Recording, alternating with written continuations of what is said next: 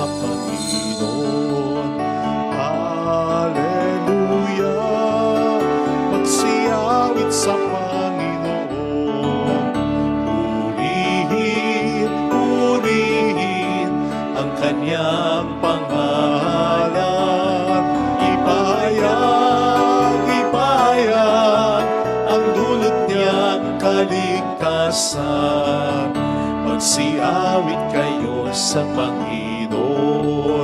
Hallelujah! Magsiyawit, magsiyawit, magsiyawit sa Panginoon, sa Panginoon.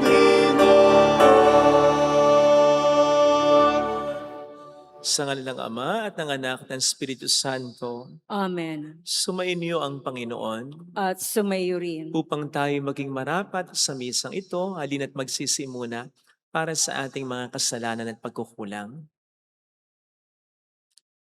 Tayo pong lahat, inaamin ko sa makapangyarihang Diyos at sa inyo mga kapatid, na lubha akong nagkasala sa isip, sa salita, sa gawa, at sa aking pagkukulang. Kaya sinasamo ko sa mahal na Birheng Maria, sa lahat ng mga anghel at mga banal, at sa inyo mga kapatid, na ako'y panalangin sa Panginoong ating Diyos. Kaawaan tayo ng mapagmahal na Diyos, patawarin sa ating mga sala, at patnubayan hanggang sa buhay na walang hanggan. Amen. Panginoon, kaawaan mo kami. Panginoon, kaawaan mo kami. Kristo, kaawaan mo kami. Kristo, kaawaan mo kami. Panginoon, kaawaan mo kami. Panginoon, kaawaan mo kami. Yumuko tayo, maaring ibulong sa Panginoon ang ating intensyon. Pagdasal natin ang mga tumutulong sa ating simbahan, ang mga nagpapamisa, at ang mga kasama natin ngayong nagsisimba. Manalangin tayo. Ama naming makapangyarihan, para sa mga nananalig, ikaw ang buhay. Para sa mga nagpapakumbaba, ikaw ang kadakilaan. Para sa mga banal, ikaw ang kapalaran. Paunlakan mo ang aming mga pagluhog upang ang mga nananabik sa mga pinangako mong kaloob ay laging magkamit ng iyong kagandahang lubos. Hiniling namin ito sa pamamagitan ni Jesucristo, kasama ng Espiritu Santo, magpa sa walang hanggan. Amen. Ang salita ng Diyos mula sa mga gawa ng mga apostol. Nung mga araw na iyon, may mga Hudyong dumating doon mula sa Antioquia at Iconio. Sinulsulan sila ng mga tao laban kay Pablo at kanilang binato siya. Pagkatapos, kinaladkad siya sa labas ng bayan sa pag-aakalang patay na. Subalit, nang paligiran siya ng mga alagad, nagtindig si Pablo at pumasok sa lungsod. Kinabukasan, nagtungo sila ni Bernabe sa Derbe. Ipinangaral nila Pablo at Bernabe ang mabuting balita sa Derbe. At marami silang nahikayat na maging alagad. Pagkatapos, nagbalik sila sa Listra, sa Iconio, at sa Antioquia ng Pisidia. Pinatatag nila ang kalooban ng mga alagad at pinapayuhan na manatiling tapat sa pananampalataya. Magdaranas muna tayo ng maraming kapighatian bago makapasok sa kaharian ng Diyos. Turo nila sa kanila. Sa bawat simbahan, humirang sila ng matatandang mamamahala at matapos manalangin at mag-ayuno, ang mga ito'y itinagubilin nila sa Panginoon na kanilang pinananaligan. Tinahak nila ang Pisidia at nakarating ng Pamphylia. Ipinangaral nila sa Perga ang salita ng Diyos. Pagkatapos ay bumaba sila sa Atalia. Mula roon, naglayag silang pabalik sa Antioquia. Dito sila nagsimula ng gawaing ginanap nila matapos silang itagubilin sa pagkalinga ng Diyos. Pagdating doon, tinipon nila ang mga kaanib sa simbahan at isinalaysay ang lahat ng ginawa ng Diyos sa pamamagitan nila at kung paanong binuksan niya ang daan upang makapanampalataya ang mga hintil at mahabang panahon silang nanatili roon kasama ng mga alagad. Ang salita ng Diyos. Salamat sa Diyos. Talastas ng mga tao, dakilang paghahari mo. Talastas na mga tao, dakilang paghahari mo. Magpupuring lahat sa iyo, O Panginoon. Ang iyong nilalang lahat mong nilikha ay pupurihin ka at pasasalamatan. Babanggitin nilang tunay na dakila ang iyong kaharian at ibabalitang tunay kang dakila't makapangyarihan. Talastas na mga tao, dakilang paghahari mo. Dakila mong gaway upang matalastas ng lahat ng tao. Mababatid nila ang kadakilaan ng paghahari mo. Ang paghahari mo ay sadyang walang hanggan, hindi magbabago. Talastas na mga tao, dakilang paghahari mo. Aking pupurihin ang Diyos na Panginoon. Di ko tutugutan sa ngalan niyang banal. Lahat ay magpuri magpakailanman. Talastas na mga tao, dakilang paghahari mo.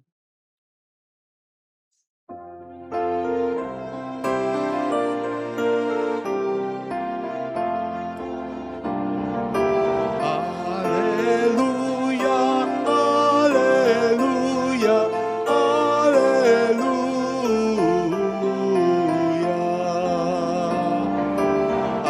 Alleluia, alleluia, alleluia.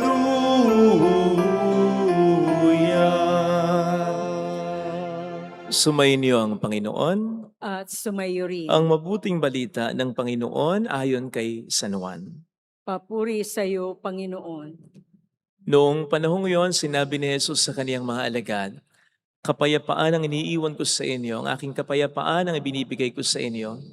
Hindi ito katulad ng ibinibigay ng sanlibutan. Huwag kayong mabalisa, huwag kayong matakot. Sinasabi ko sa inyo, ako'y aalis, ngunit babalik ako. Kung iniibig ninyo ako, ikagagalak ninyo ang pagpunta ko sa Ama, sapagkat dakila ang Ama kaysa akin. Sinasabi ko na ito sa inyo bago pa mangyari, upang kung mangyari na, kayo manalig sa akin. Hindi na ako pakahaba ng pagsasalita sa inyo sapagkat dumarating na ang pinuno ng sanlibutang ito. Wala siyang kapangyarihan sa akin, subalit dapat makilala ng sanlibutan na iniibig ko ang Ama at ang ginagawa ko'y ang iniutos niya sa akin." Mga kapatid, ang mabuting balita ng Panginoon. Pinupuri ka namin, Panginoong Hesukristo. Welcome sa Our Lady of Lasalle at Quasay Parish, kung saan nais lang pong umiyak. Kasamahan tayo ng mahal na ina sa pag-iyak at sa pagdarasal upang maging maayos ang lahat. Narinig po natin sa ating ebanghelyo ang sabi ng ating Panginoong Hesukristo, "Kapayapaan ang iniiwan ko sa inyo. Ang aking kapayapaan ang ibinibigay ko sa inyo. Hindi ito katulad ng ibinibigay ng sanlibutan." Ano nga bang uri ng kapayapaan ang hatid ng Panginoon? At ano ang kaibahan nito sa kapayapaan na ibinibigay ng mundo? Well, ang kapayapaan po na ibinibigay ng mundo o gusto ng mundo ay yung basta walang gulo, basta walang confrontation, lalong-lalo na walang pag-aaway, walang gera. Yun ang kapayapaan para sa mundo. Yun ang kapayapaan na gusto ng mundo. Mababaw, temporary. At bakit ko sinabing mababaw o temporary? Mababaw kasi hindi naman ibig sabihin walang confrontation, walang away, walang gera, may kapayapaan na. Halimbawa po, sa bahay o kaya sa pinagtatrabahuhan natin o kaya sa eskwelahan, pwedeng walang nag-aaway, pwedeng walang confrontation, pero sa loob ng bawat isa po pwedeng may inggit sila sa isa't isa. may tampo, may iniisip na hindi maganda. Halimbawa, ang Amerika at ang China. Wala namang gera sa pagitan nilang dalawa. Sana wala talagang mangyari na. Pero hindi ibig sabihin payapa ang dalawang bansang yan. Alam naman natin na may iringan sila, may paligsahan sila, may mga sanctions na ibinibigay sila noon pa man sa isa't isa. Mababaw, kasi panlabas lang at temporary lang. Kasi yung mga lihim na iniisip sa isa't isa, lihim na negatibong opinyon sa isa't isa, o pwedeng humantong yan sa confrontation na, sa away na, sa gulo na, sa gera na, parang bulkan na tahimik sa labas. Pero sa loob, kumukulo na pala, nagngingit-ngit na, at konting oras lang, konting trigger lang, sasabog na. Hindi yun ang kapayapaan na hatid at inaalok sa atin ng Panginoon. Hindi ito mababaw, malalim ito. Hindi ito temporary o nakabatay sa sitwasyon. Lasting ito dahil ito'y nakabatay sa Panginoon. Kaya sabi niya, ito yung kapayapaang ibinibigay ko. Kapayapaan niya mismo at siya mismo. Ang uri ng kapayapaang ito ay yung pagkakaroon ng isang malalim, matibay na relasyon sa Panginoon. Yung you are at peace with God. And being at peace with God, you can be at peace with anyone. Yes, kahit pa sa mga umaaway sa iyo. Kahit pa sa mga may mga pangit na iniisip tungkol sa iyo, you can always be at peace. Malalim ito kasi kahit nagkakagulo sa labas, kahit ang dami-daming mga ingay at problema, sabi ko nga, kahit inaalimura ka, sinisiraan ka ng iba, kalmado ka. Kasi alam mo, wala kang ginagawang masama. Nasa tama ka, nasa totoo ka, nasa Panginoon ka. Lasting ito. Kasi meron naman o walang problema, nandiyan ang kapanatagan mo. Kasi nakadepende ito hindi sa sitwasyon na nagbabago, kundi sa Panginoon na hindi nagbabago ng pagmamahal sa atin. Ito yung kapayapaan ng mga santo ng simbahan na nakaranas ng mga matitinding problema, pagsubok at pag-uusig. Hanggang sa yung iba nga, pinatay na talaga. Pero hindi sila namatay ng ligalig. Hindi sila namatay ng may pagdududa. Hindi sila namatay ng may galit sa mga pumatay sa kanila. Nandoon ang katahimikan, nandoon ang kapanatagan, nandoon kahit ang kasiyahan na alam nila ang Panginoon ay kasama nila at tuluyan na nilang makakasama. Kung tutuusin, ito yung kapayapaan na ipinakita ng Panginoon natin katatapos lang ng mga mahal na araw. Di ba? Yung mga nangyari sa Kanya, kung papaanong pinagplanuhan at kung papaanong nag-unfold yung pagpapahirap sa Kanya, hindi lang physically, emotionally, psychologically, mula pa sa mga disipulo niya, sa mga itinuturing niyang hindi iba sa Kanya, pero sa kanila pa, nagsimula ang paghihirap niya hanggang sa pagkapako sa Kanya, pagkamatay niya. Sa tingin sigurado ng maraming tao noon, maging sa tingin ng marami sa Kanyang mga disipulo, talo siya eh. Pero hindi yun ang pakiramdam niya because he was always above the situation. Ano nga yung sabi niya sa isang verse? Walang sino mang makakakuha ng buhay ko. Kusa kong ibibigay ito. May kapangyarihan akong ibigay ito. May kapangyarihan akong bawiin uli ito. Yun. So parang sinasabi ng Panginoon dito, I am in control. Yes, nasasaktan ako. Hindi ko kayo niloloko. Yes, natatakot din naman ako. Hindi ko kayo niloloko. Kung ano yung nakita niyong nasaktan ako, kung ano yung nakita niyong nahirapan ako, kung ano yung nakita niyong natakot ako sa hardin ng Hemane, totoo yun.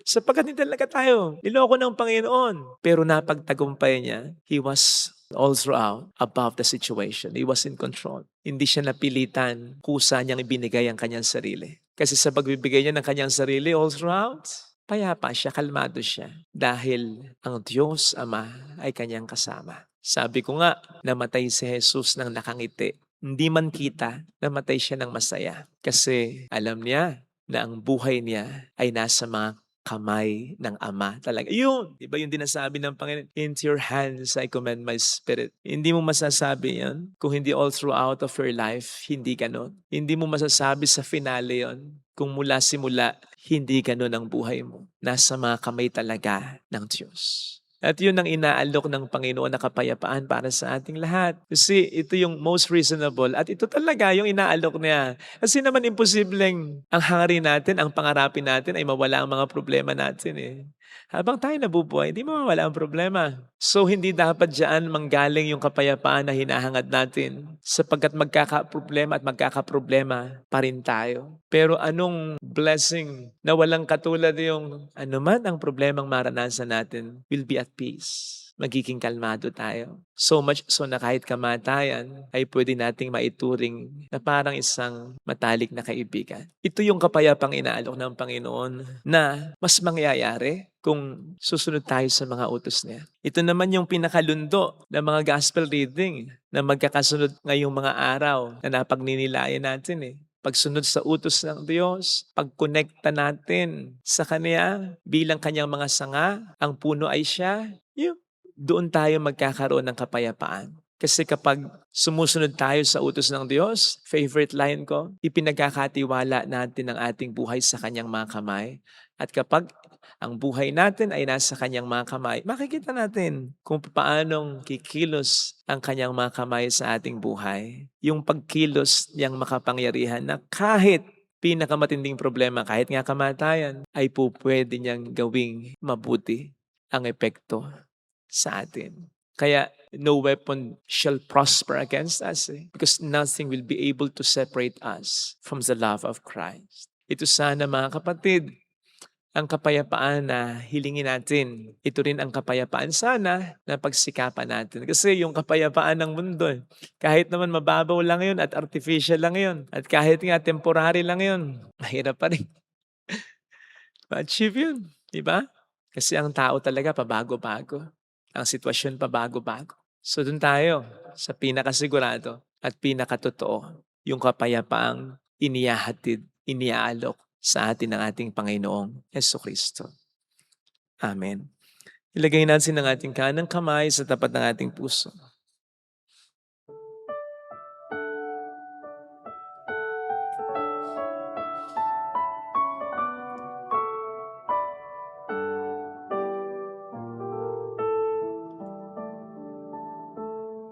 Alam kong may magagawa ang Diyos. Ang Diyos. Alam kong may magagawa ang Diyos. Alam kong may magagawa. Walang imposible sa Kanya. Ang Diyos. Kung ako'y magtatapat, Kung ako'y magtatapat. sa Kanya'y maglilingkod, Sa Kanya'y maglilingkod. alam kong may magagawa ang Diyos. May magagawa. Lahat kaya niya, ang basta't ginusto niya. Diyos. Alam kong di ringgin ng Diyos ang samo ko, Alam kong diringgin ng Diyos sapagkat anak niya ako. ang samo ko. Alam kong di ringgin ng Diyos ang samo ko, Alam kong diringgin ng Diyos sapagkat alam niya ang kalagayan. Kung ako'y magtatapat, Kung ako'y magtatapat. sa Kaniya'y maglilingkod, Sa Kanya'y maglilingkod. alam kong di ringgin ng Diyos ang samo ko. Diringgin ng Diyos Pumikit ang tayo. samo ko. Panginoon, gusto ko ang kapayapang inaalok mo. Tulungan mo po akong magkamit nito. Tulungan mo po akong makasunod sa mga utos mo. Tulungan mo po ako na ipagkatiwala ang aking buhay mula ngayon sa iyo. Napapagod na ako sa kalungkutan sa pag-aalala. Lalo na kapag may mga dumarating na problema. Indikasyon na hindi ako nakakasunod sa iyo. Indikasyon na wala sa iyong mga kamay ang buhay ko. Mula ngayon, Panginoon, dala ng pagod at dala talaga ng pag-aalala. At syempre, dala pa rin ang pagtitiwala sa iyo. Gusto kong sumunod na sa iyo. Gusto kong ipagkatiwala na sa iyong buhay. Tulungan mo. Hallelujah. Hallelujah. Pasalamatan siya. Siya ay muling babalik sa atin. Hindi kanya iiwan. Hindi kanya pababayaan. Paniwalaan niya. Sa atin. Hallelujah. Hallelujah. Purihin ng Diyos. Hallelujah. Hallelujah! Hallelujah. Sa takdang panahon, babalik ang Panginoon upang tayo ay tapat siya sa kanyang mga pangako sa atin. Sabihin mo sa sarili mo, mayroong magandang mangyayari sa iyo. Higit pa sa inaasahan mo, sapagkat mahal ka ng Diyos, pakatandaan. Kung lalapit ka kay Jesus, may kapayapaang inihahatid, inaalok sa iyo. Tanggapin mo. Hindi ka pa napapagod sa pag-aalala, sa kalungkutan. Hindi ka pa napapagod na ikaw ang nasusunod sa buhay mo at hindi si Kristo. Kung lalapit kay Jesus, magkakaroon tayo ng kapayapaang hatid ni Jesus. Papuri sa Ama at sa Anak at sa Espiritu Santo. Kapara nun sa una-una, ngayon magpakilanman at magpasawalang hanggan. Amen. Pag-aalay.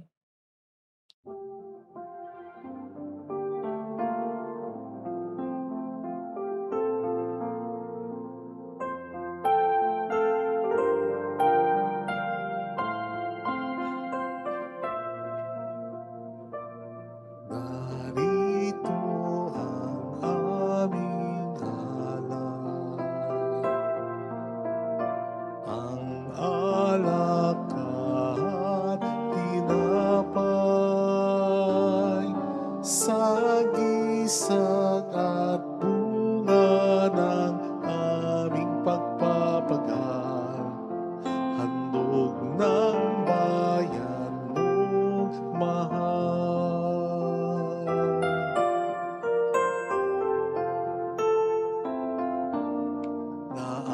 Naanaalay sa iyong palad,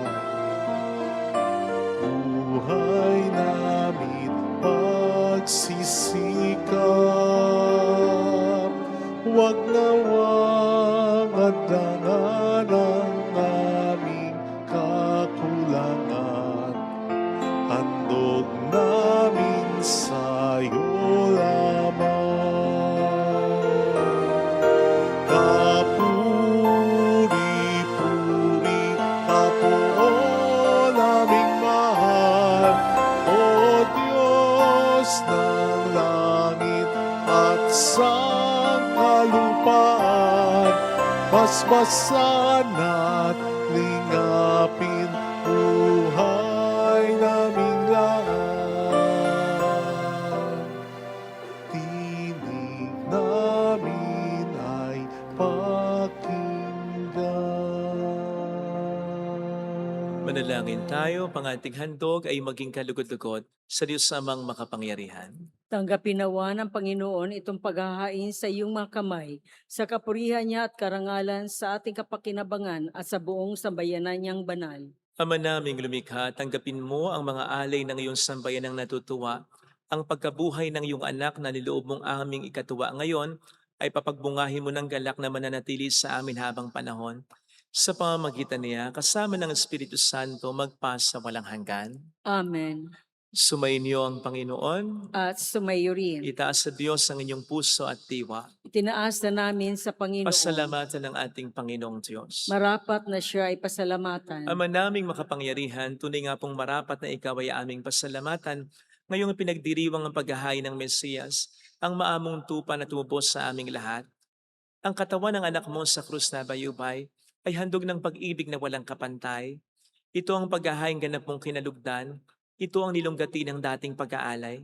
Ang buong sarili ng anak mo si Jesus ay inihain sa iyo upang kami matubos. Siya ang damban at paring naghahandog, siya pa rin ang tupang handog na ibinukod. Kaya kaisa ng mga anghel na nagsisiawit ng papuri sa iyo ng walang humpay sa kalangitan, kami nagbubunyi sa iyong kadakilaan. Santo, Santo, Santo, Panginoong Diyos ng mga hukbo, napupuno ang langit at lupa ng kadakilaan mo, usana sa kaitasan. Pinagpala ang naparirito sa ngalan ng Panginoon, usana sa kaitasan.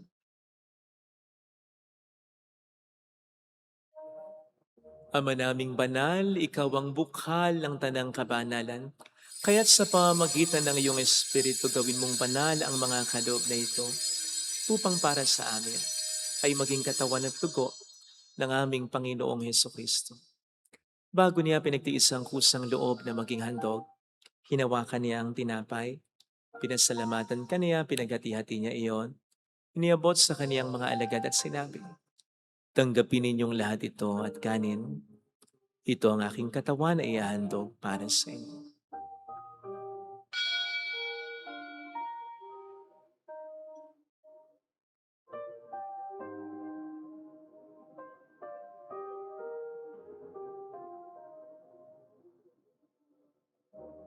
Gayun din naman nang matapos ang hapunan, hinawakan niya ang kalis, muli kaniyang pinasalamatan. Iniabot niya ang kalis sa kaniyang mga alagad at sinabi, "Tanggapin ninyong lahat ito at inumin. Ito ang kalis ng aking dugo ng bago't walang hanggang tipan. Ang aking dugo na ibubuhos para sa inyo at para sa lahat. Sa ikapagpapatawad ng mga kasalanan, gawin niyo ito sa pag-alala sa akin."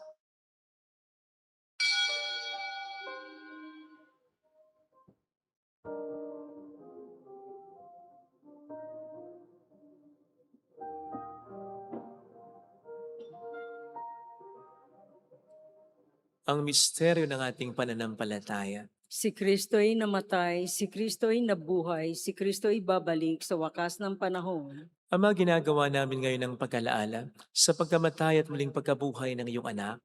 Kaya inialay namin sa iyo ang tinapay ng buhay at ang kalis ng kaligtasan. Kami nagpapasalamat dahil kami iyong minarapat at tumayo sa harap mo para maglingkod sa iyo. Sinasamo namin kami na magsasalo sa katawan at dugo ni Kristo ay mabuklod sa pagkakaisa sa pamamagitan ng Espiritu Santo. Ama, lingapin mo ang iyong simbahang laganap sa buong daigdig. Puspusin mo kami sa pag-ibig. Kaisa ni Leon na aming Papa, ni Dennis na aming Obispo at ang Tanang Kaparian. Alalahanin mo ang mga kapatid naming nahimlay nang may pag-asang sila'y muling mabubuhay, lalo na po ang aming mga ipagdarasal. Saglit nating alalahanin at pagdasal ang ating mga kakilalang yumao.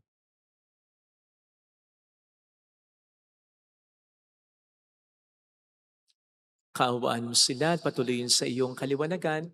Kaawaan mo at paging tapatin kaming lahat na makasalo sa iyong buhay na walang wakas.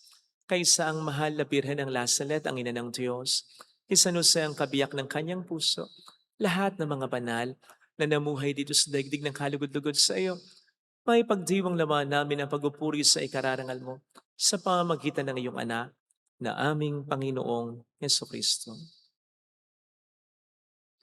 Sa pamagitan ni Kristo, kasama niya at sa Kanya, ang lahat ng parangal papuri ay sa iyo, Diyos Amang makapangyarihan, kasama ang Espiritu Santo, magpasawalang hanggan. Amen. Amen.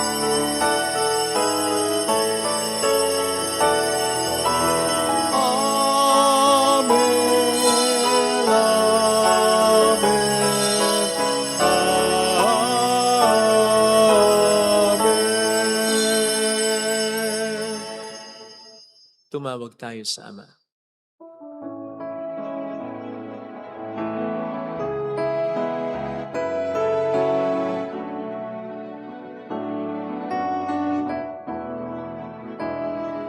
Ama namin, sumasalangit ka, sambahin ang ngalan mo, mapasamin ang kaharian mo, sundin ang loob mo dito sa lupa para lang sa langit. Bigyan mo kami ngayon ng aming kakanin sa araw at patawarin mo kami sa aming mga sala para ng pagpapatawad namin sa nagkakasala sa amin.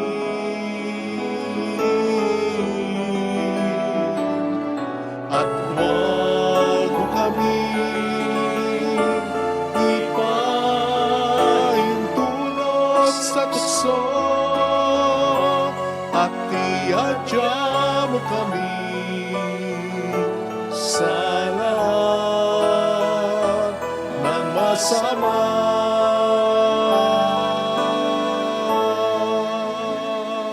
Iniling namin kami adya sa lahat ng masama, pagkalooban ng kapayapaan araw-araw, iligtas sa kasalanan, samantalang aming pinaghahandaan ang dakilang araw ng pagpapahayag ng tagapagligtas namin si Heso Kristo. Sapagkat iyo ang kaharian, ang kapangyarihan at ang kapurihan magpakailanman. Amen. Panginoong Heso Kristo, sinabi mo noon, sinasabi mo rin sa amin ngayon, kapayapaan ang iniiwan ko sa inyo, ang aking kapayapaan ang ibinibigay ko. Tunghayin mong aming pananampalataya, huwag ang aming pagkakasala.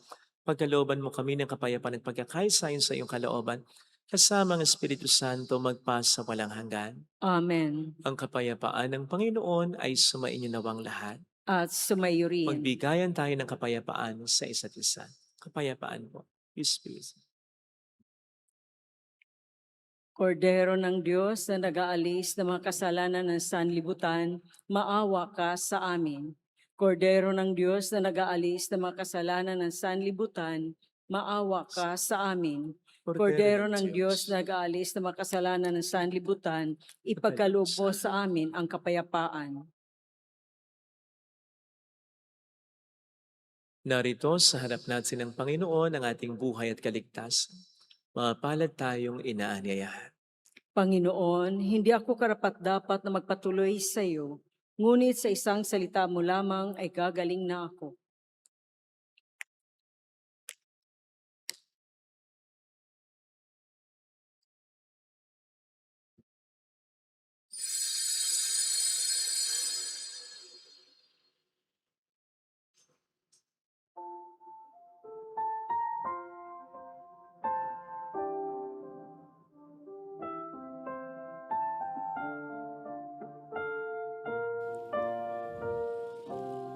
Panalangin para sa espiritual na pakikinabang.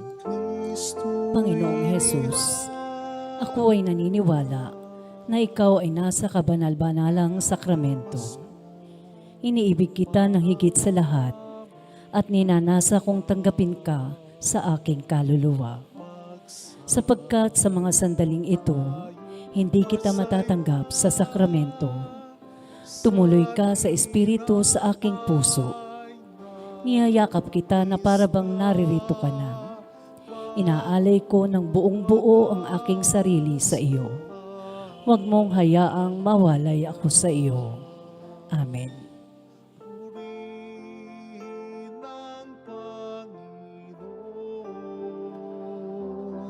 Sa kanyang kabutihan, pag-ibig niya'y tunay, laging tapat kailanman. Si Kristo'y inihain na pamaskong maamong tupa. Magsalo tayong masaya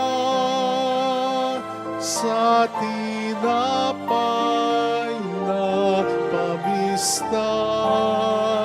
Bago't wakas,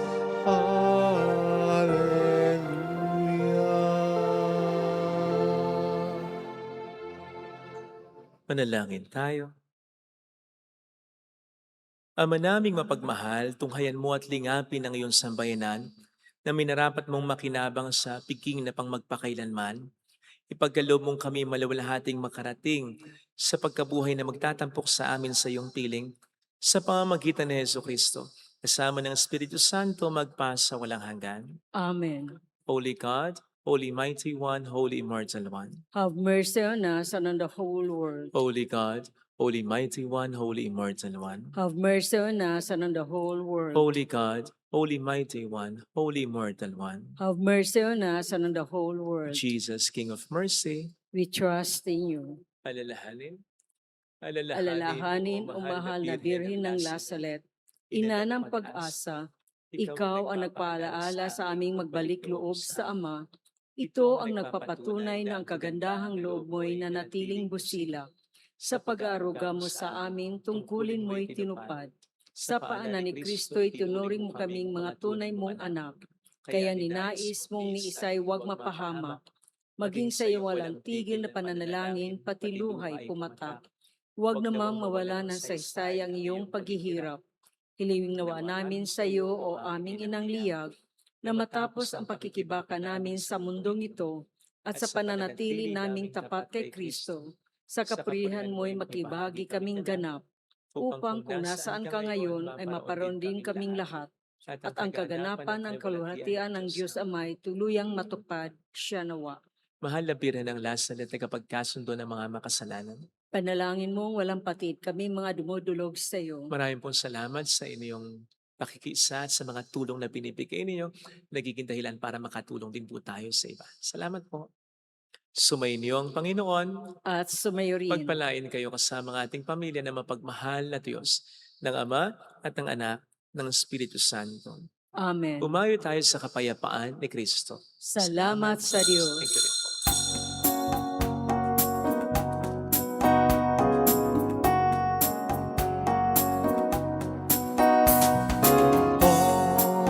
On this day, O Mother of our Lord, we sing you praise for lighting up our way. Your tears did soften up the hearts of men, and they still do today. May our